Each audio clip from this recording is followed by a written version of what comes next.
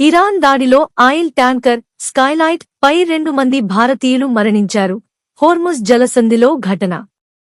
ఒమాన్లోని ముసందం ద్వీపకల్పం సమీపంలో పలావు జెండా కింద నడుస్తున్న ఆయిల్ ట్యాంకర్పై దాడి జరిగింది. ఈ దాడి దేశంలోని దుఖ్మ్ పోర్ట్పై జరిగిన డ్రోన్ దాడుల తర్వాత జరిగింది. అమెరికా, ఇజ్రాయెల్ మరియు ఇరాన్ మధ్య ఉద్రిక్తతలు పెరుగుతున్న సమయంలో గల్ఫ్ ఆఫ్ ఒమాన్లో స్కైలైట్ అనే ఆయిల్ ట్యాంకర్పై జరిగిన దాడిలో 2 భారతీయులు మరణించారు. వీరిని బీహార్కు చెందిన కెప్టెన్ ఆశీష్ కుమార్ మరియు ముంబైకు చెందిన దీక్షిత్ సోలంకీగా గుర్తించారు. అదే నౌకలో పనిచేస్తున్న రాజస్థాన్కు చెందిన సిబ్బంది సభ్యుడు దలీప్ సింగ్ కనిపించకుండా పోయినట్లు సమాచారం. ఫిబ్రవరి 22న చేరుకున్న పలావు జెండా కింద నడుస్తున్న ఈ ఆయిల్ ట్యాంకర్పై ఒమాన్ ముసందం ద్వీపకల్పం సమీపంలో దాడి జరిగింది.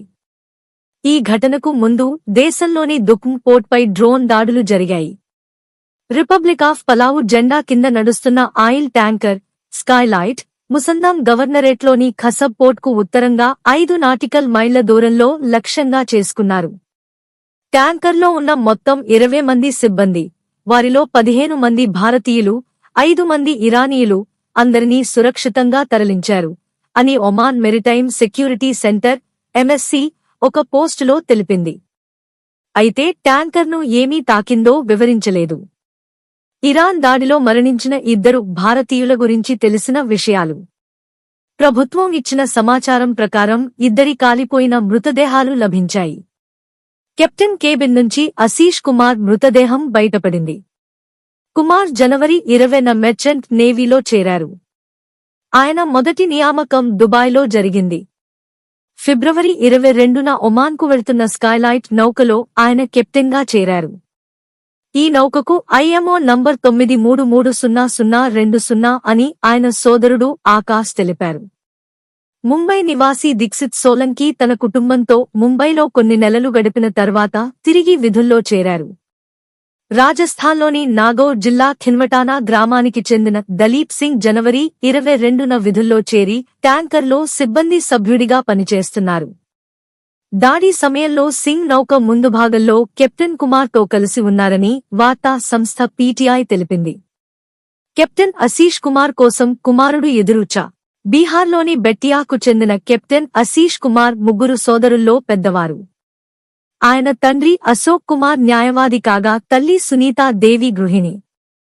ఆశీష్ భార్య అంశు కుమారి తీవ్ర విషాదంలో ఉన్నారు. వారి 5ఏళ్ల కుమారుడు దక్ష్ తన తండ్రి కోసం ఎదురుచూస్తున్నాడు. తో మాట్లాడుతూ ఆశీష్ సోదరుడు శుభం మాట్లాడుతూ కుటుంబానికి ఈ దాడి గురించి ఆదివారం మార్చి 1 వార్తలు మరియు సోషల్ మీడియా ద్వారా తెలిసిందన్నారు. దాడికి గురైన నౌక మా అన్నయ్య ఆశీష్ ఉన్నదేనా అనే విషయం మాకు ఖచ్చితంగా తెలియలేదు అని శుభం చెప్పారు.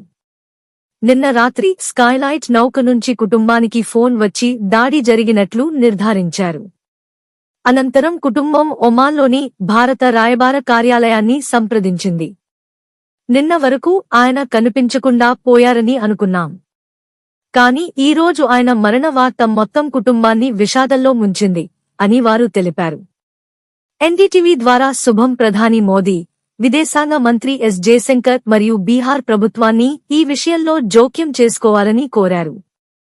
ఇదిలా ఉండగా ముంబైలోని కాందివలి ప్రాంతానికి చెందిన సోలంకీ కుటుంబం కొన్ని నెలల్లోనే మరో కుటుంబ సభ్యుని కోల్పోయి శోకంలో మునిగిపోయింది.